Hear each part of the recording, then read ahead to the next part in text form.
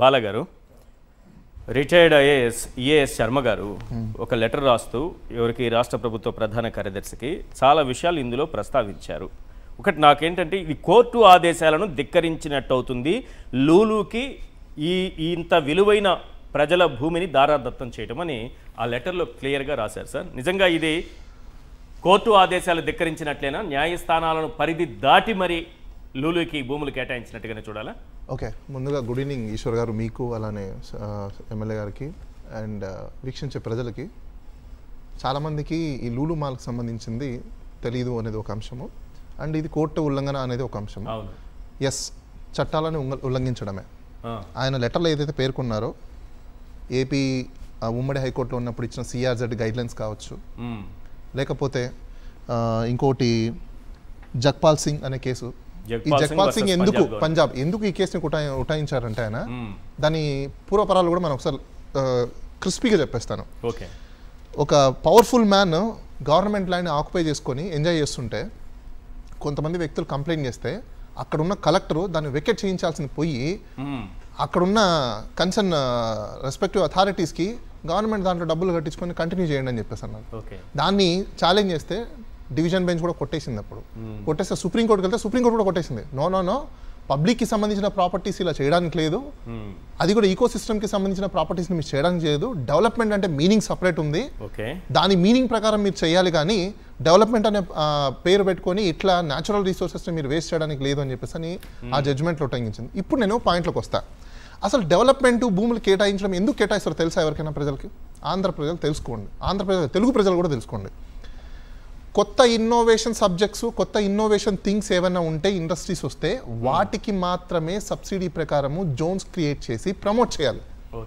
ఎప్పుడు innovation new things, not older things.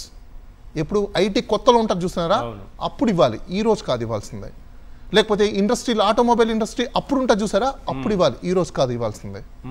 అదే ఇంకో కొత్త టెక్నాలజీ ఇప్పుడు ఏఏ వచ్చింది చూసారా, ఏఏ లాంటి టెక్నాలజీ అంటే ఐటీనే, కాబట్టి దానికి ఇవ్వాల్సిన అక్కర్లేదు, ఆల్రెడీ సిస్టమ్స్ ఉన్నాయి. సో ఏదైనా కొత్తదనానికి మాత్రమే మనం ప్రమోషన్స్ ఆస్పెక్ట్స్లో మనము సబ్సిడీ ఇచ్చి లేకపోతే వాళ్ళకి రిబేట్స్ ఇచ్చి ట్యాక్స్ ఎగ్జంప్షన్స్ ఇచ్చి పెట్టడానికి ఉంది తప్ప, లేదు అంటే వాళ్ళకి ఎటువంటి సబ్సిడీలు కానీ రిబేట్స్ కానీ లేకపోతే ఎగ్జంప్షన్స్ కానీ ఏవి ఉండవు. అదంతా తెలుసుకోండి. అయితే ఇక్కడ ఇంకోటి డీటెయిల్గా చెప్తాను నేను. ఈ భూములన్నీ ఎందుకు ఇలా వీళ్ళు పొలిటికల్ పార్టీస్ పొలిటీషియన్స్ ఈ విధంగా చేస్తున్నారు? ఇప్పుడు ఈ స్పెసిఫిక్గా ఈ తెలుగుదేశం పార్టీ ఇట్లా కూటమి వచ్చినప్పుడు ఇట్లా ఎందుకు చేస్తారంటే, వీళ్ళకి కొంతమంది సోకాల్ లైజనర్స్ ఉంటారు.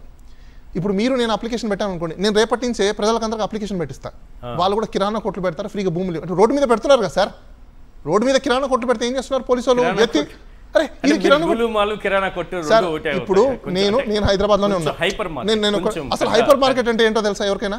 What is hyper market? You know, hyper market అంటే ఒక మాల్, షాపింగ్ మాల్, దాన్ని hyper market in technical terms లో అంటారు. ఓకే, షాపింగ్ మాల్ కి ప్రభుత్వం భూమి ఎందుకు ఇవ్వాలి నాకు అర్థం కాల. What is the benefit for the people? You tell me. People కి బెనిఫిట్ ఏంటి? అక్కడ వచ్చేది జాబ్స్ ఏంటి?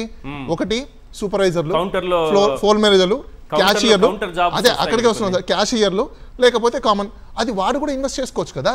ఆ కంపెనీ వాడు 200 కోట్లు పెట్టి 100 కోట్లు పెట్టి ఒక మాల్ తీసుకో, 3,000 కోట్లు ఇస్తే వాళ్ళు ఎగ్జాక్ట్లీ. ఇప్పుడు నేనేమంటున్నా, ఇప్పుడు లూలు మాల్ అంటున్నారు కదా, 3,000 కోట్లు. ఇప్పుడు పీవీఆర్ లేదా విజయవాడలో, అదేమో దానికి భూమి కేటాయించారా? సేమ్ అంతే మాల్ ఉంటుంది, అంతకుమించి ఏముండదు. ఇప్పుడు లూలు మాల్ హైదరాబాద్ లో తీసుకుందాం. హైదరాబాద్ లో మీకు మన కుక్కట్పల్లి దగ్గర మంజీరా మాల్ లో ఉంటుంది. ఆ మంజీరా మాల్ లో కూడా ఏముంటది, వెళ్ళి షాపింగ్ చేసుకొస్తారు. ఇప్పుడు మనకి ఇక్కడ పీవీఆర్ ఉంది, పీవీఆర్ షోస్ ఉన్నాయి, లేకపోతే చాలా ఉన్నాయి మనకు. ఇప్పుడు సినిమా థియేటర్స్ ఉన్నాయి, మన ఏఎంబి ఒకటి ఉంది, సత్యం థియేటర్స్ ఇప్పుడు కొట్టేసి ఏషియన్ సత్యం థియేటర్, అవన్నీ సేమ్ అంతే. సో ఇప్పుడు ఈ లూలు ఎందుకు ఈయనకు మాత్రం కేటాయించారు? ఎంఏ యూసఫ్ అలీ ఎవరు అంటే, ఈయన కేరళకు సంబంధించిన ఒక ఇండియన్ బిజినెస్ మ్యాన్. ఈ కంపెనీ అక్కడ పెట్టుకోవచ్చు, కానీ హీస్ బిలాంగ్స్ టు ఇండియన్. ఈయనకి సత్సంబంధాలు ఉన్నాయి ఎవరితో? ఈ సోకాల్డ్ ఇప్పుడు మన చీఫ్ మినిస్టర్ గారితో, చీఫ్ మినిస్టర్ పార్టీ గారు తెలుగుదేశం ఉంది కదా, ఈ సోకాల్డ్ వాళ్ళతో ఏం సంబంధం ఉంటుంది సార్? ఈయన ఇక్కడ మన చిత్తూరు జిల్లాకు సంబంధించిన కేరళ. ఇప్పుడు మీరు రాష్ట్ర ముఖ్యమంత్రి, నేను అక్కడికి వస్తున్నా. దుబాయ్ లో ఒక మీకు కరెన్సీ ఎక్స్చేంజర్ కి సంబంధించిన ఒక పర్సన్, ఆ పర్సన్ దివాలా తీశారు, గుర్తుందా మీకు? అవునా, గుర్తుందా? ఈయనకి మంచి దోస్తానా. ఆయన ఎక్కడ ఉంటాడు? దుబాయ్. ఆ దుబాయ్ దోస్తానాకి ఎవరు దోస్తానా? ఈ అలీ దోస్తానా. కనెక్షన్ ఎక్కడి నుంచి ఎక్కడికి వచ్చింది? ఇప్పుడు అర్థమైందా మీకు నెక్సస్ ఎట్లా కనెక్ట్ అయిందో? ఈ అలీకి ఆ ఎక్స్చేంజ్ చేసే ఎక్స్చేంజర్ ఎవరైతే ఉన్నారో, ఇప్పుడు దివాలా తీసిన ఎక్స్చేంజర్ ఎవరైతే ఉన్నారో ఆ ఎక్స్చేంజర్ కనెక్టెడ్, ఆ ఎక్స్చేంజర్కి ఈయన ఫుల్లీ కనెక్టెడ్. కావాలంటే మీరు 3DC వీడియోలు చూసుకోండి, పాత రికార్డులు చూసుకోండి. అంతేనా? చూసుకోండి మీరు కావాలంటే. నేనేం ఆన్ ద రికార్డ్ చెప్తున్నాను కదా.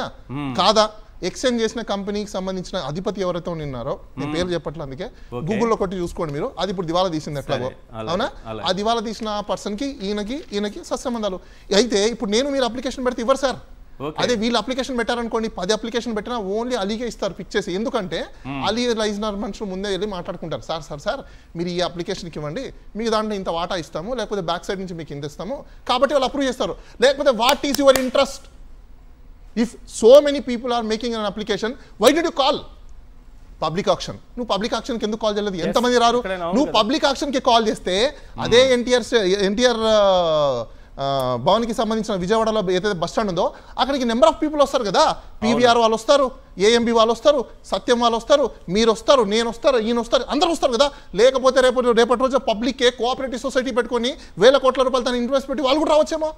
అసలు ఇంకో విషయం చెప్తాను మీకు. ఇక్కడ ఈ ల్యాండ్స్ ఎందుకు ఇస్తారంటే సార్ సబ్సిడీగా, కంపెనీలు రిజిస్ట్రేషన్ చేసుకోమంటారు. ఎందుకో చెప్పినా మీకు, ఈ కంపెనీలో stake holders number of people ఉంటారు. ప్రజల్ని ఓనర్షిప్ చేయమని మన ఇండియాలో అలాంటి సిస్టమ్ పెట్టాం. ప్రైవేట్ వ్యక్తులకి ఓనర్షిప్ చేయమని కాదు. ఈ ల్యాండ్ అన్ని ఎలా ఉన్నాయి? ప్రైవేట్ వ్యక్తులకి ఓనర్షిప్ చేయడం. ఇంకో విషయం మీకు చెప్తాను. ఇక్కడ 2019లో ఈయన మీద ఒక పిల్ దాఖలా అయింది. ఆ పిల్లో ఆ కంపెనీల యొక్క సారాంశం ఏంటంటే, ₹1,00,000 పెయిడప్ క్యాపిటల్ ఉన్న కంపెనీకి ఈయన కోట్ల రూపాయల ల్యాండ్ రిజిస్ట్రేషన్స్ అయిపోయాయి. వాస్తవంగా రిజిస్ట్రేషన్స్ ఎప్పుడు జరుగుతాయి? సేల్ డీడ్లో వీళ్ళు ఫస్ట్ ఇన్వాయిస్ ఇష్యూ చేసిన తర్వాత, అంటే ఫస్ట్ ఇన్వాయిస్ అంటే ఏంటి? కంపెనీ మొత్తం క్రియేట్ చేసి ఎస్టాబ్లిష్ చేసి ఎంప్లాయీస్ మీద వచ్చి ప్రొడక్షన్ అంతా స్టార్ట్ అయిపోయి ఫస్ట్ కమర్షియల్ ఇన్వాయిస్ ఇష్యూ చేసిన తర్వాత అప్పుడు సేల్ డీడ్ అనేది రిజిస్టర్ అవుతుంది. కానీ అలా ₹1,00,000 పెయిడప్ క్యాపిటల్ ఉన్న కంపెనీలకి కోట్ల రూపాయల ల్యాండ్ రిజిస్ట్రేషన్స్ అయిపోయి, సేల్ డీడ్లు అయిపోయి. ₹1,00,000 మనం పెట్టేసుకోవచ్చు. ఎగ్జాక్ట్లీ అదే. ఇప్పుడు ఈ సేల్ డీడ్లు అయిపోయిన అప్పుడే కరప్షన్ వేస్తే, కానీ అప్పుడున్న ఏం చేశారో ఏం జరిగిందో తెలియదు, కానీ అది డిస్మిస్